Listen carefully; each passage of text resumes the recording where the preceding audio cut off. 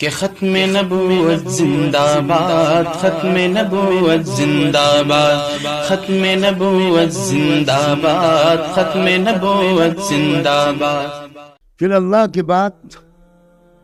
انبیاء علیہ السلام کی پہچان، امام الانبیاء، سید الانبیاء، خاتم النبیین، رحمت دو عالم صلی اللہ علیہ وسلم کی ذات کی پہچان، ان کے اخلاق کی پہچان، ان کے اعمال اور معمولات کی پہچان،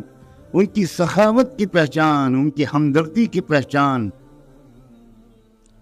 ان کی تواضع کی پہچان، ان کے سلیقے کی پہچان، غربت کے باوجود صفائی ستھرائی کے اہتمام کی پہچان، رزق کے ایک ایک دانے کی قدر کرنے کی ان کی ادا کی پہچان۔ اب جس کو دنیا بھر کی علم ہو کہ امام شافعی کا یہ مسلک ہے، امام احمد کا یہ مسلک ہے، امام مالک کا یہ مسلک ہے، امام ابو حنیفہ کا یہ مسلک ہے، محمد اور ابو یوسف کا یہ مسلک ہے، اوزاعی کا یہ مسلک ہے، اور سفیان ثوری کا یہ مسلک ہے، اور سفیان ابن عیینہ کا یہ مسلک ہے، اور امام بخاری کے تراجم کی یہ تشریح ہے، یہ سب معلوم ہے، لیکن محمد الرسول اللہ کی پہچان نہیں ہے۔ کچھ حاصل نہیں اس کو حدیث و فقہ کی ان معلومات سے، کچھ حاصل نہیں۔ نہ اس میں تقویٰ پیدا ہوگا، نہ اس میں توکل پیدا ہوگا، نہ اس میں شجاعت پیدا ہوگی، نہ اس میں پڑوسیوں کی ساتھ حسن سلوک کی عادت اس کو نصیب ہوگی۔ رسول اللہ کی پہچان،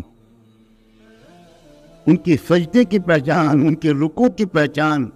ان کے تہجد کی پہچان، ان کے آنسوؤں کی پہچان، ان کے پیٹ پر بندھے ہوئے پتھروں کی پہچان،